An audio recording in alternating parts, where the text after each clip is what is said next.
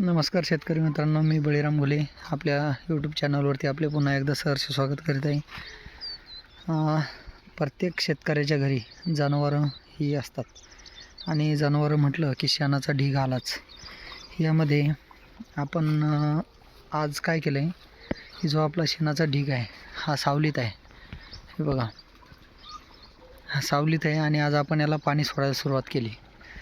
पाणी याच्यासाठी सोडलं आहे की याला 3 ते 4 दिवस आपण सतत पाणी सोडणार आहे. रोज जरा जरा जरा जरा पाणी सोडणार, याला थंड करून घेणार, पूर्ण ओलं चिंब करणार आणि त्यानंतर आपण याच्यामध्ये गांडूळ सोडणार. गांडूळ सोडलं की ते आपल्याला गांडूळ खत निर्मितीसाठी मदत करेल. जे काही गांडूळ सोडले आपण त्याच्यापासून आपल्याला म्हणजे खताचं ह्या काडी कचऱ्याचं रूपांतर खतामध्ये होईल आणि हे खत आपल्याला आपल्या पिकास टाकायला मदत होईल. जसं की वेगवेगळे शेतकरी आहे, ते शेतकरी सीड प्लॉट घेतात.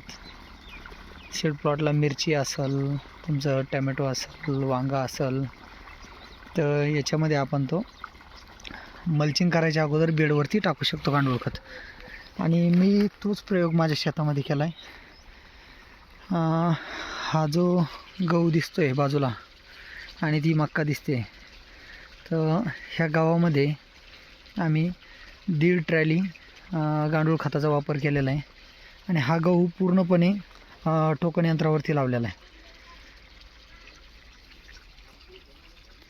आणि मक्यामध्ये 2.5 ते 3 ट्रॉल्या आम्ही 2 लाईनीच्या माधामध्ये गांडूळ खत वापरलेलं आहे.